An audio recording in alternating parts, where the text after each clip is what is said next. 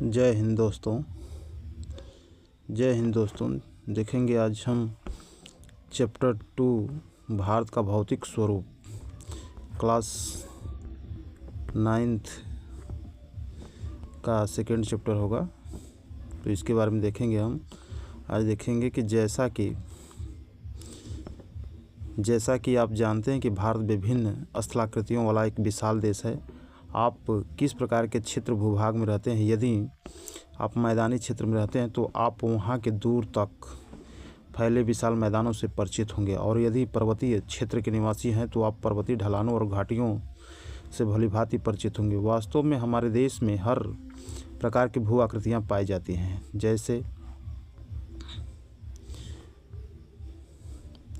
जैसे पर्वत, मैदान, मरुस्थल, पठार तथा द्वीप समूह।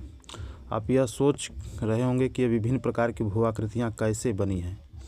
अब हम भारत की मुख्य भू आकृतियों की विशेषताएं तथा उनकी संरचना के बारे में जानेंगे। यहाँ विभिन्न प्रकार की शैलें पाई जाती हैं, जिनमें से कुछ संगमरमर की तरह कठोर होती हैं, तो कुछ जिसका प्रयोग ताजमहल के निर्माण में हुआ है। यहाँ से प्रश्न पूछा गया है कि ताजमहल का निर्माण किस प्रकार की चट्टान से हुआ? तो संगमरमर की तरह की कठोर संगमरमर से हुआ है। किससे हुआ है? संगमरमर से हुआ है। देखेंगे हम, संगमरमर से हुआ है। एवं कुछ सेलखड़ी की तरह मुलायम होती है, जिसका प्रयोग टेल्कम पाउडर बनाने में होता है।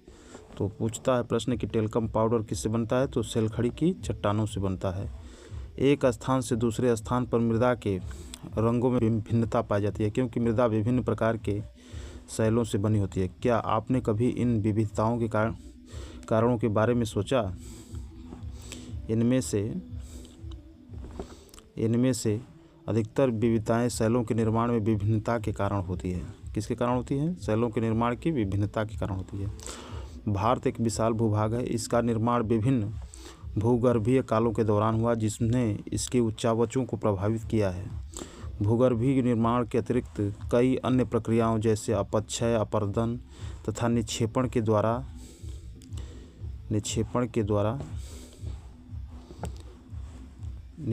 द्वारा वर्तमान उच्चावचों का निर्माण तथा संशोधन हुआ है। उच्चावच किसे कहते हैं? यही बात सामने आती है कि पृथ्वी पर जितनी भी भू आकृतियाँ हमें दिखाई देती हैं, जैसे नदी, पहाड़, पर्वत, झरना, ये सब क्या है? उच्चावच एक प्रकार के क्या हैं? उच्चावच हैं। अपर्दन किसे कहते हैं?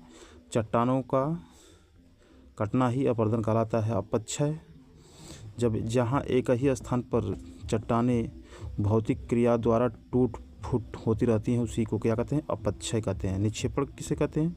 जब नदी के जल द्वारा या वायु द्वारा या अन्य कारक द्वारा जब एक स्थान से दूसरे स्थान तक मिट्टी को उठाकर और उसको इकट्ठा किया जाए, उसी को हम क्या कहते हैं? निक्षेपण कहते हैं। तो इतना तक समझ लिए। आगे देखेंगे हम। कुछ प्रमाणों पर आधारित सिद्धांतों की सहायता से भूगर्भ शास्त्रियों ने इन भौतिक आकृतियों के निर्माण की व्याख्या करने की कोशिश की है। इसी तरह का एक सर्वमान्य सिद्धांत प्लेट विवर्तनिकी का सिद्धांत है। इस सिद्धांत के अनुसार पृथ्वी की ऊपरी परपटी 7 बड़ी एवं कुछ छोटी प्लेटों से बनी है। कितनी? 7 बड़ी एवं कुछ छोटी प्लेटों से बनी है। देखेंगे, प्लेटों की गति के कारण प्लेटों के अंदर एवं ऊपर की ओर स्थित महाद्वीपीय शैलों में दबाव उत्पन्न होता है। इसके परिणाम स्वरूप बलन, भ्रंशीकरण तथा ज्वालामुखीय क्रियाएं होती हैं। सामान्य तौर पर इन प्लेटों की गतियों को, जो एक प्लेटों की गतियां हैं, जैसे देखेंगे इसमें 3 भागों में बांटा गया, जिसे अभिसारी सीमा। अभिसारी सीमा में क्या होता है कि एक प्लेट दूसरे प्लेट की ओर क्या होती है? आती है। इसी को कहते हैं अभिसारी सीमा। जबकि जब एक प्लेट दूसरे प्लेट से दूर जाती है तो उसे कहते हैं अपसारी परिसीमा। क्या कहते हैं? अपसारी परिसीमा। और जब एक प्लेट दूसरे प्लेट के किनारे से गुजरती है, जैसे घर्षण करती हुई इधर जा रही है प्लेट और एक प्लेट इधर आ रही है, तो इसको कहते हैं रूपांतर परिसीमा। आगे देखेंगे, इसमें दिखाया गया है कि विश्व के मानचित्र पर कि ये क्या है, यूरेशियन प्लेट है, जो ये प्रशांत महासागरीय प्लेट है, और उत्तर अमेरिकी प्लेट, जबकि नीचे उसके दक्षिण अमेरिकी प्लेट है, और उसके बाद अंटार्कटिका प्लेट है, अफ्रीकी प्लेट, यूरेशियन प्लेट है, जबकि प्रशांत महासागरीय प्लेट और इंडो ऑस्ट्रेलियन प्लेट। यही जो मुख्य है 7 प्रकार की प्लेटें होती हैं, जो सबसे बड़ी प्लेटें होती हैं 7। आगे देखेंगे तो 3 वर्गों में विभाजित किया गया है। कुछ प्लेटें एक दूसरे के करीब आती हैं और अभिसारित परिसीमा का निर्माण करती हैं, जबकि कुछ प्लेटें एक दूसरे से दूर जाती हैं और अपसारित परिसीमा का निर्माण करते हैं। जब 2 प्लेट एक दूसरे के करीब आती हैं तथा तब या तो वे टकराकर टूट सकती हैं या एक प्लेट फिसलकर दूसरी प्लेट के नीचे जा सकती है। कभी कभी वे एक दूसरे के साथ क्षैतिज दिशा में गति कर सकती हैं और रूपांतर परिसीमा का निर्माण करती हैं। किस सीमा का निर्माण करती हैं? रूपांतर परिसीमा का निर्माण करती हैं। इन प्लेटों में लाखों वर्षों से हो रही गति के कारण महाद्वीपों की स्थिति तथा आकार में परिवर्तन आया है। भारत की वर्तमान स्थलाकृति का विकास इस प्रकार की गतियों से प्रभावित हुआ है। अब यहाँ देखेंगे बहुत मोस्ट इम्पोर्टेंट प्रश्न, क्या आप जानते हैं विश्व के अधिकतर ज्वालामुखी एवं भूकंप संभावित क्षेत्र प्लेट के किनारों पर स्थित है, लेकिन कुछ प्लेट के अंदर भी पाए जाते हैं। क्या होते हैं? कुछ प्लेट के अंदर भी पाए जाते हैं। आगे देखेंगे कि सबसे प्राचीन भूभाग अर्थात महाद्वीपीय भाग गोंडवाना भूमि का एक हिस्सा था। गोंडवाना भूभाग के विशाल क्षेत्र में भारत, ऑस्ट्रेलिया, दक्षिण अफ्रीका, दक्षिण अमेरिका तथा अंटार्कटिक के क्षेत्र शामिल थे। संवहनी धाराओं ने भूपरपटी को अनेक टुकड़ों में विभाजित कर दिया और इस प्रकार भारत ऑस्ट्रेलिया की प्लेट गोंडवाना भूमि से अलग होने के बाद उत्तर दिशा की ओर प्रवाहित होने लगी। उत्तर दिशा की ओर प्रवाहित के परिणाम स्वरूप ये प्लेट अपने से अधिक विशाल प्लेट यूरेशियन प्लेट से टकराई। इस टकराव के कारण इन दोनों प्लेटों के बीच स्थित क्या था? टेथिस भू अभिनति था या भूसन्नति था कि अवसादी चट्टान बलित होकर हिमालय तथा पश्चिमी एशिया की पर्वतीय श्रृंखलाओं के रूप में विकसित हो गया। आइए समझते हैं इसको। जैसे मान लेते हैं कि ये पूरी पृथ्वी थी, पृथ्वी पर मतलब पूरी पृथ्वी है और पृथ्वी पर जो किनारे किनारे है था वो क्या था? एक महासागर था, उसका नाम था पैंथालासा महासागर। क्या था? पैंथालासा महासागर था। जबकि इसके बीच एक बहुत बड़ा पिंड था, इसको कहते थे पेंजिया। क्या कहते थे? पेंजिया कहते थे। और ये पेंजिया 2 भागों में टूटा, तो उत्तर का भाग कहलाया अंगारा लैंड और जबकि नीचे का भाग कहा गया गोंडवाना लैंड। तो उसी गोंडवाना भूमि की बात कर रहा है कि गोंडवाना भूमि क्या है? ये प्राचीन विशाल महाद्वीप पेंजिया का दक्षिणतम भाग है, जिसके उत्तर में अंगारा भूमि है। उत्तर में कौन भूमि थी? अंगारा भूमि। टेथिस के हिमालय के रूप में ऊपर उठने तथा महाद्वीप प्रायद्वीपीय पठार के उत्तरी किनारे के नीचे धंसने के परिणामस्वरूप एक बहुत बड़ी द्रोणी का निर्माण हुआ। समय के साथ साथ यह बेसिन उत्तर के पर्वतों एवं दक्षिण के प्रायद्वीपीय पठारों से बहने वाली नदियों के अवसादी निक्षेपों द्वारा धीरे धीरे भर गया। इस प्रकार जलोढ़ निक्षेपों से निर्मित एक विस्तृत समतल भूभाग भारत के उत्तरी मैदान के रूप में विकसित हो गया। तो इस तरह से उत्तरी विशाल मैदान का रूप क्या हुआ? विकसित हुआ। आगे देखेंगे हम। भारत की भूमि बहुत अधिक भौतिक विभिन्नताओं को दर्शाती है। भूगर्भीय तौर पर प्रायद्वीपीय पठार पृथ्वी की सतह का प्राचीनतम भाग है। इसे भूमि का एक बहुत ही स्थिर भाग माना जाता है।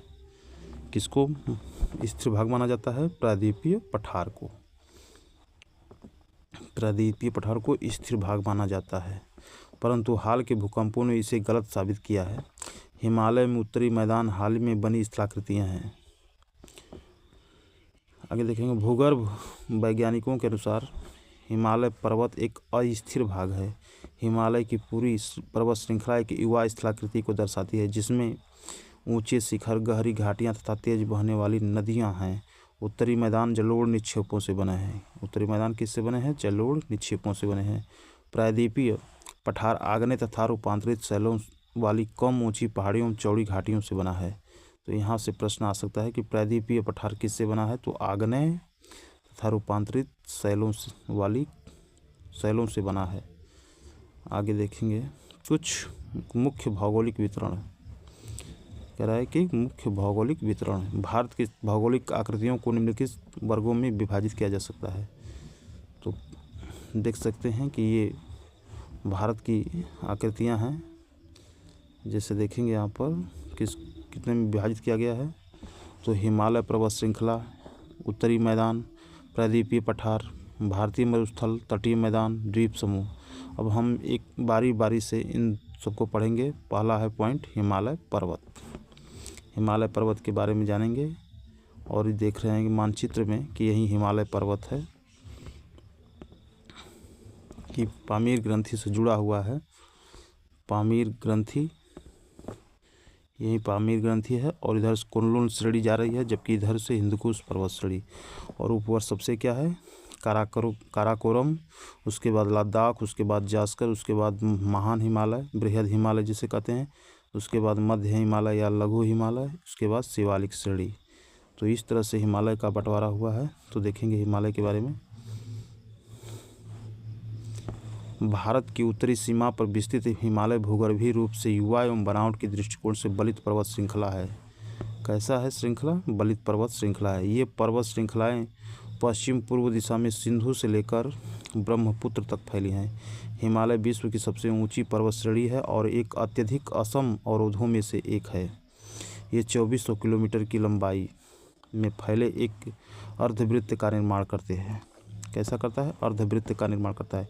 इसकी चौड़ाई कश्मीर में 400 किलोमीटर में, अरुणाचल प्रदेश में 150 किलोमीटर है। इसको याद रखेंगे कि इसकी चौड़ाई कितना है। जम्मू कश्मीर में 400 किलोमीटर, अरुणाचल प्रदेश में 150 किलोमीटर, जबकि इसकी लंबाई कितनी है? 2400 किलोमीटर है। आगे देखेंगे पश्चिमी पश्चिमी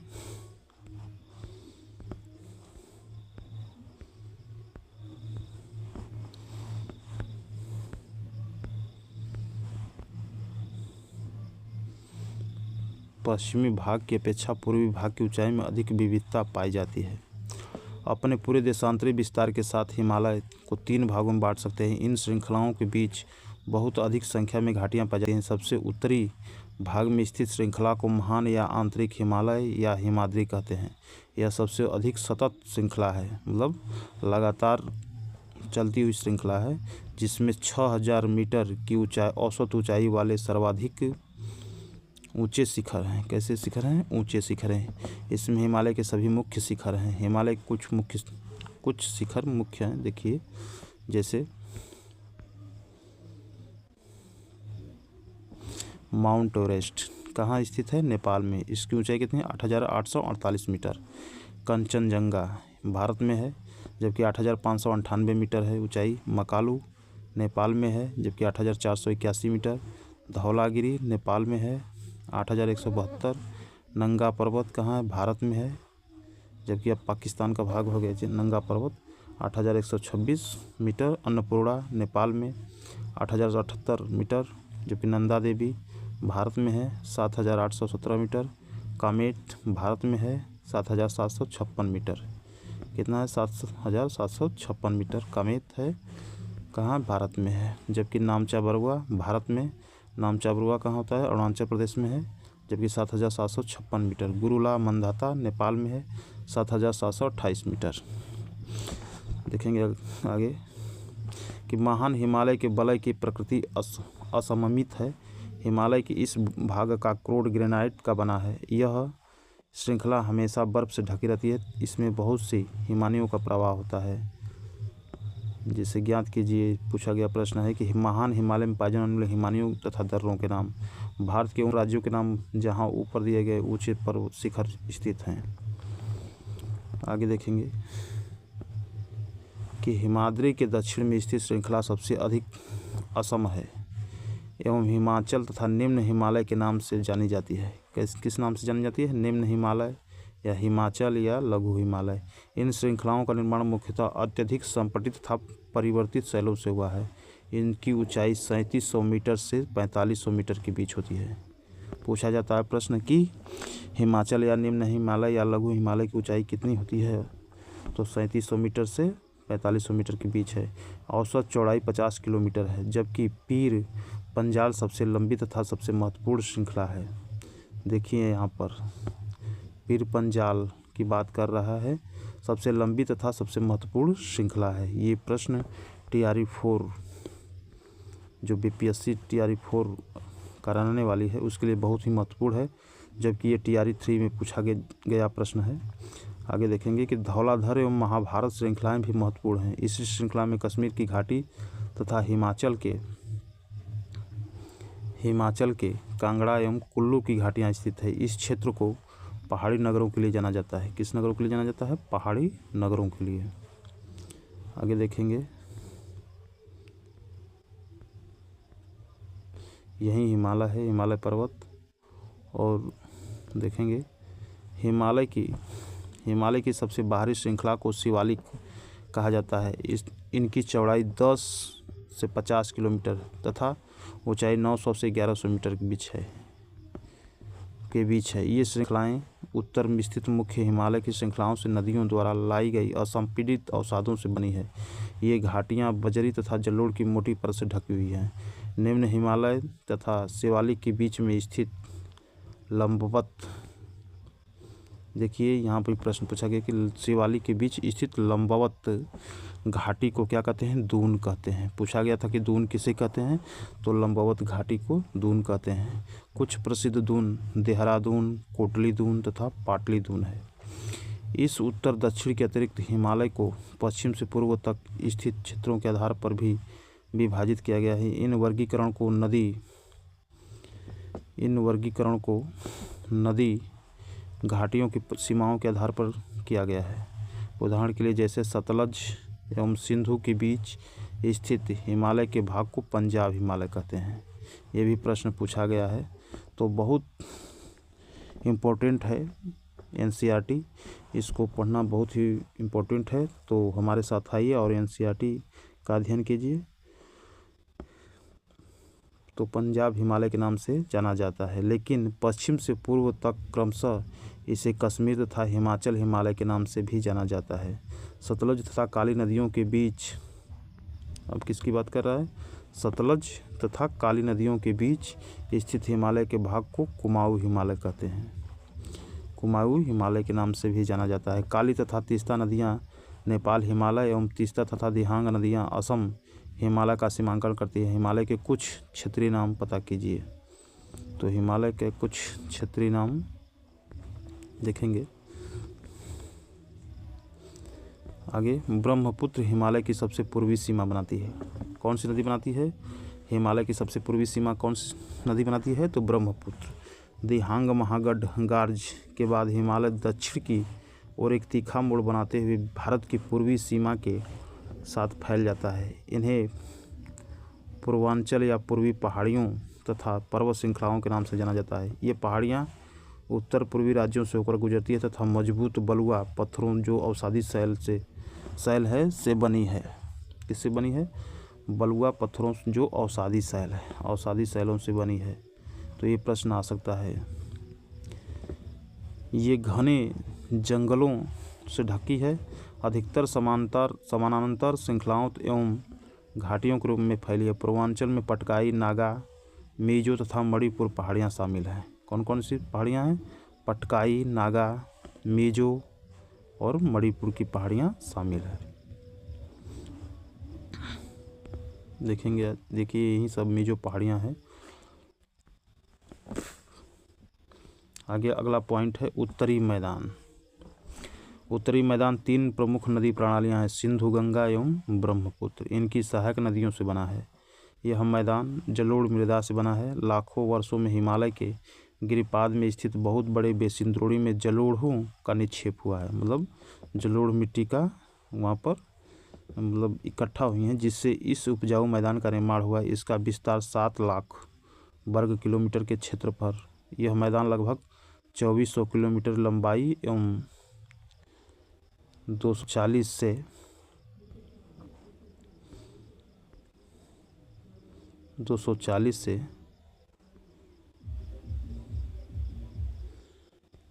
320 किलोमीटर चौड़ा है।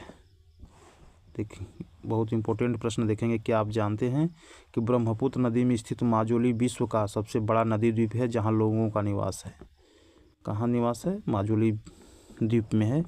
यही प्रश्न पूछा था कि ब्रह्मपुत्र नदी का सबसे बड़ा नदी द्वीप कौन सा है, तो माजुली है। यह सघन देखेंगे 340 से 320 किलोमीटर चौड़ा है।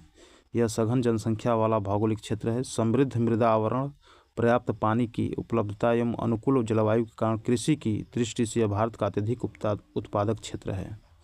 क्या है? उत्पादक क्षेत्र है। उत्तरी पर्वतों से आने वाली नदियां निक्षेपण कार्य में लगी हैं। नदी के निचले भागों में ढाल कम होने के कारण नदी की गति कम हो जाती है, जिसके परिणामस्वरूप नदी द्वीपों का निर्माण होता है। ये नदियां अपने निचले भाग में गाद एकत्र हो जाने के कारण बहुत सी धाराओं में बढ़ जाती हैं। इन धाराओं को वितरिकाएँ कहते हैं। तो जान सकते हैं कि वितरिकाएँ किसे कहते हैं, वितरिका किसे कहते हैं या वितरिकाएँ किसे कहते हैं? जब एक नदी अन्य धाराओं में बढ़ जाती है, इसी को कहते हैं वितरिका। तो क्या आप जानते हैं? यहाँ से देखिए दोआब किसे कहते हैं? दोआब का अर्थ है दो नदियों के बीच का भाग। दोआब दो शब्दों से मिलकर बना है, दो तथा आब अर्थात पानी। इस प्रकार पंजाब भी दो शब्दों से मिलकर बना है। पंज का अर्थ है पाँच तथा आब का अर्थ है पानी, मतलब 5 नदियों से बना हुआ क्षेत्र क्या कहलाता है? पंजाब। आगे देखेंगे कि उत्तरी मैदान को मोटे तौर पर 3 उपवर्गों में विभाजित किया गया है। उत्तरी मैदान के पश्चिमी भाग को पंजाब का मैदान कहा जाता है। सिंधु तथा इसकी सहायक नदियों के द्वारा बनाए गए इस मैदान का बहुत बड़ा भाग पाकिस्तान में स्थित है। सिंधु तथा इसकी सहायक नदियां झेलम, चेनाब, रावी, ब्यास, सतलज कौन कौन सी हैं? सिंधु तथा उसकी सहायक नदियां कौन है? झेलम, चेनाब, रावी, ब्यास, सतलज हिमालय से निकलती हैं। मैदान के इस भाग में दोआबों की संख्या बहुत अधिक है। गंगा के मैदान का विस्तार घग्गर तथा तीस्ता नदियों के बीच है। यहाँ से प्रश्न पूछ सकता है कि गंगा के मैदान का विस्तार कहाँ से कहाँ तक है, तो घग्गर तथा तीस्ता नदियों के बीच है। यह उत्तरी मैदान के राज्यों हरियाणा, दिल्ली, उत्तर प्रदेश, बिहार, झारखंड के कुछ भाग तथा पश्चिमी बंगाल में फैला है। ब्रह्मपुत्र का मैदान इसके पश्चिमी विशेषकर असम में स्थित है। तो ब्रह्मपुत्र का मैदान कहाँ स्थित है? असम राज्य में स्थित है। उत्तरी मैदानों की व्याख्या सामान्यतः इसके उच्चावचों में बिना किसी विविधता वाले समतल स्थल के रूप में की जाती है। यह सही नहीं है। इन विस्तृत मैदानों की भौगोलिक आकृतियों में विविधता है। क्या है? विविधता है। आकृतिक भिन्नता के आधार पर उत्तरी मैदानों को 4 भागों में विभाजित किया जाता है। कितने भागों में विभाजित किया जाता है? 4 भागों में। 4 भागों में विभाजित किया जा सकता है। नदियां पर्वतों से नीचे उतरते समय शिवालिक की ढाल पर 8 से 16 किलोमीटर की चौड़ी पट्टी में गुटिका का निक्षेपण करती है। इसे भाबर के नाम से जाना जाता है। तो भाबर किसे कहते हैं? जब 8 से 16 किलोमीटर चौड़ी में जो छोटे छोटे कंकड़ पत्थर इकट्ठा करती है, इसी को कहते हैं भाबर के नाम से जानते हैं। सभी सरिताएं इस भाबर पट्टी में विलुप्त हो जाती हैं। इस पट्टी के दक्षिण में ये सरिताएं नदियां पुनः निकल आती हैं। जहां निकल आती हैं एवं नम तथा दलदली क्षेत्र का निर्माण करती हैं, जिसे हम क्या कहते हैं? तराई कहा जाता है।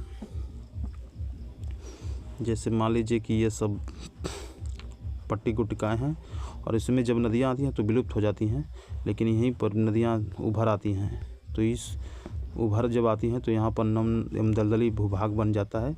इसी को कहते हैं तराई। आगे देखेंगे,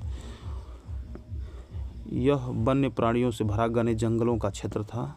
बंटवारे के बाद पाकिस्तान से आए शरणार्थियों को कृषि योग्य भूमि उपलब्ध कराने के लिए इस जंगल को काटा जा चुका है।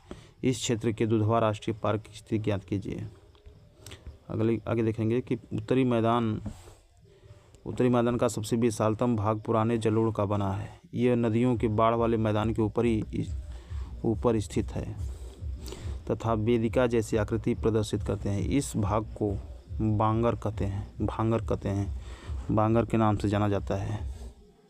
जो वेदिका जैसी आकृति प्रदर्शित करते हैं, इस भाग को क्या कहते हैं? भांगर। इस क्षेत्र की मृदा में चूनेदार निक्षेप पाए जाते हैं जिसे स्थानीय भाषा में कंकड़ कहते हैं। क्या कहते हैं? कंकड़। बाढ़ वाले मैदानों के नए तथा युवा निक्षेप को खादर कहा जाता है। इनका लगभग प्रत्येक वर्ष पुनर्निर्माण होता है, इसलिए ये उपजाऊ होते हैं तथा गहन खेती के लिए आदर्श होते हैं। आगे देखेंगे, अगला पॉइंट होगा हमारा प्रायद्वीपीय पठार। तो तीसरी पॉइंट होगी प्रायद्वीपीय पठार। प्रायद्वीपीय पठार एक मेज की आकृति वाला स्थल है जो पुराने क्रिस्टलीय तथा आग्नेय रूपांतरित सैलोब से बना है। यह गोंडवाना भूमि के टूटने और अपवाह के कारण बना है। यही कारण है कि यह प्राचीनतम भूभाग का एक हिस्सा है। इस पठारी भाग में चौड़ी तथा छिछली घाटियाँ पाई जाती हैं। तो देखेंगे आगे, छिछली घाटियाँ एवं गोलाकार पहाड़ियाँ हैं। इस पठार के दो मुख्य भाग हैं, मध्य उच्च भूमि तथा दक्कन का पठार। यही मुख्य दो भूभाग हैं जो मध्य उच्च भूमि। नर्मदा नदी के उत्तर में प्रायद्वीपीय पठार का वह भाग जो कि मालवा के पठार के अधिकतर भागों पर फैला है, उसे क्या कहते हैं? मध्य उच्च भूमि के नाम से जाना जाता है। मध्य उच्च भूमि किसे कहते हैं? मालवा के पठार के अधिकतर भागों पर फैला है। तो ये पूछ सकता है प्रश्न कि जो मध्य उच्च भूमि का भाग है वो किस पठार पर अधिकतम फैला है? मालवा के पठार पर। विंध्य श्रृंखला दक्षिण में मध्य उच्च भूमि तथा उत्तर पश्चिम में अरावली से घिरी है। कौन सी श्रृंखला? विंध्य श्रृंखला।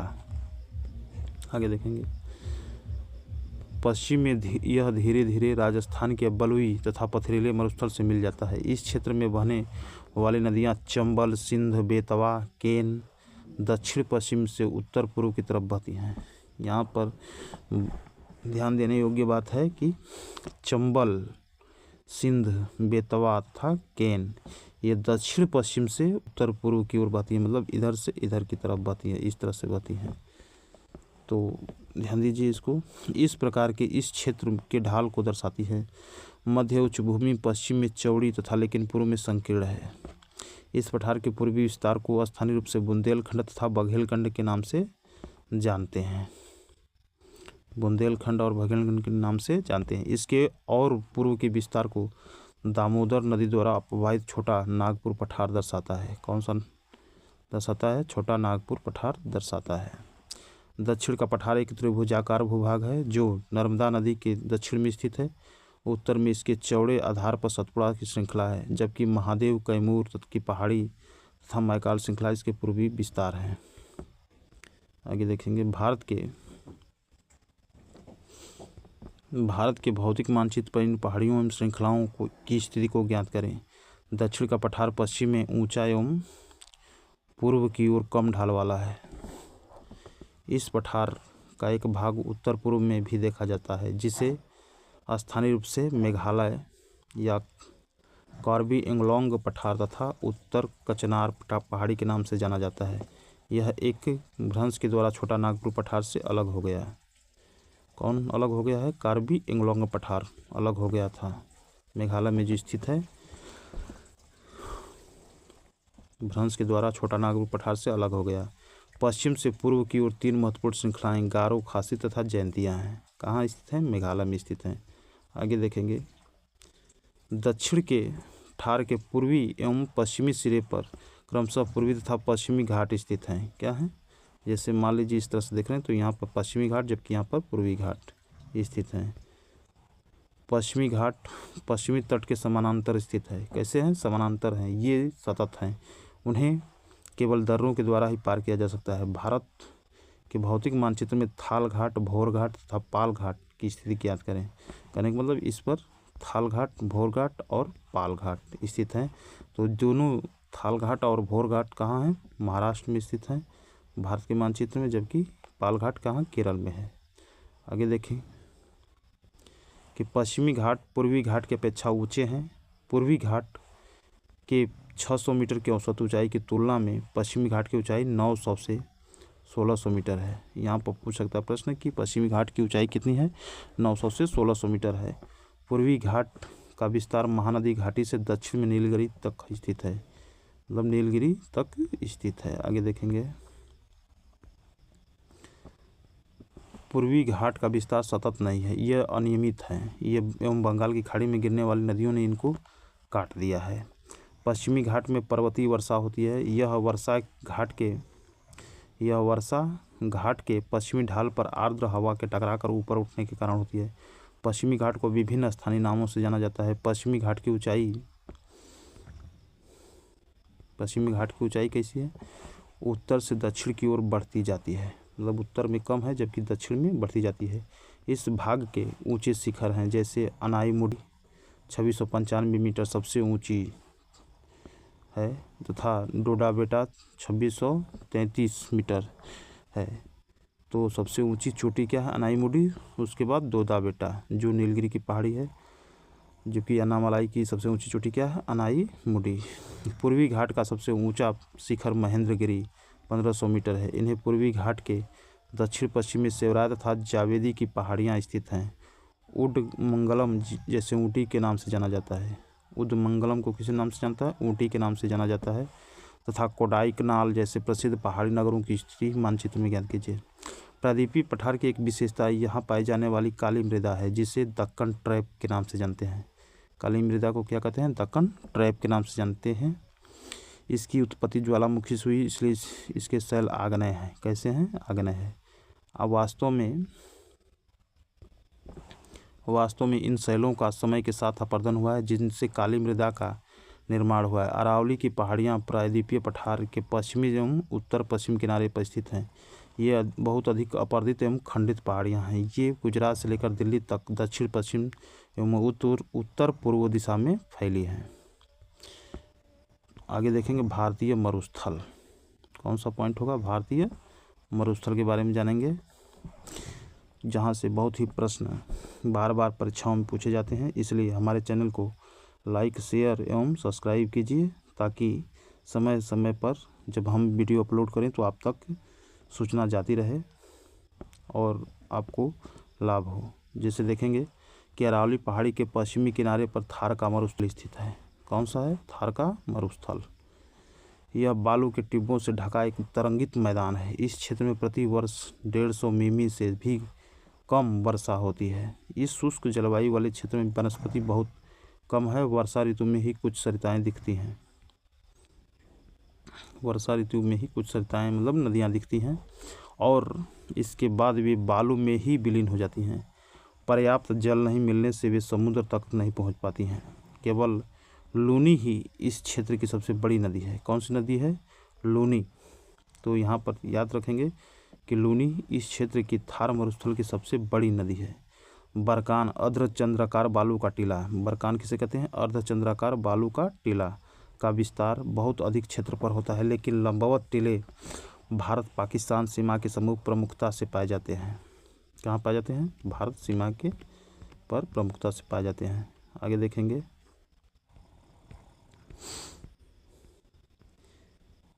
यदि आप जैसलमेर जाएं तो बरकान के सम्मुख देख सकते हैं। कहाँ? जैसलमेर कहाँ है? राजस्थान में।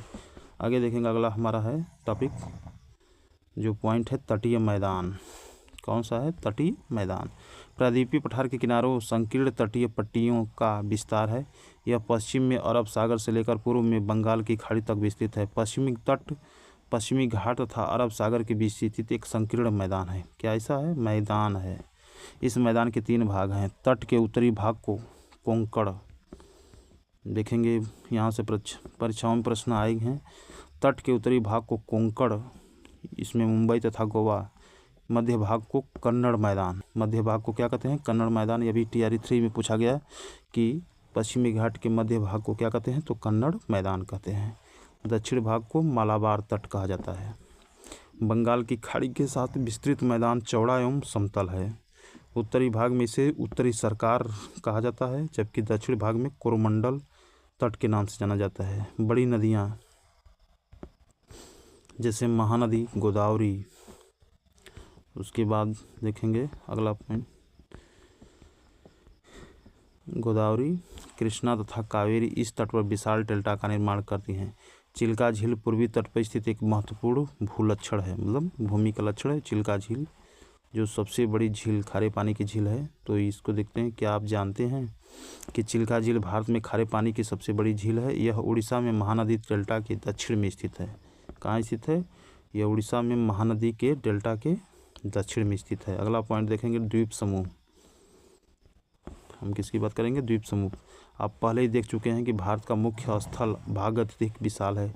इसके अतिरिक्त भारत में 2 द्वीपों का समूह भी स्थित है। क्या आप इन द्वीपों को पहचान सकते हैं? तो देखिए, यही द्वीप हैं। एक द्वीप है ये जो चारों तरफ पानी से घिरा हुआ और बीच में लैंड भूमि है, मतलब भूस्थल है, इसी को हम कहते हैं द्वीप। तो देखेंगे कि केरल के मलाबार तट के पास स्थित लक्षद्वीप की स्थिति को ज्ञात कीजिए। इन द्वीपों का यह समूह छोटे प्रवाल द्वीपों से बना है। किससे बना है? छोटे प्रवाल द्वीपों से बना है।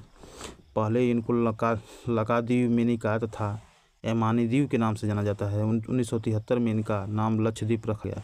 तो प्रश्न पूछा जाता है कि लक्षद्वीप नाम कब रखा गया? तो 1973 में। यह 32 वर्ग किलोमीटर के छोटे क्षेत्र में फैला है।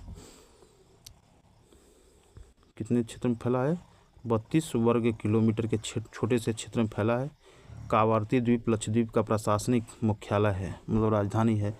इस द्वीप समूह पर पादप तथा जंतु के बहुत से प्रकार पाए जाते हैं। पिटली द्वीप, जहां मनुष्य का निवास नहीं है, वहां एक पक्षी अभयारण्य है। अभी TRE 3 में पूछा गया कि पिटली द्वीप क्या है? तो एक पक्षी अभयारण्य है, जबकि मनुष्य का निवास नहीं है। अब बंगाल की खाड़ी में उत्तर से दक्षिण की तरफ फैले द्वीपों की श्रृंखला की ओर ध्यान दीजिए। देखते हैं इसको कि अंडमान एवं निकोबार द्वीप हैं। यह द्वीप समूह आकार में बहुत बड़े और संख्या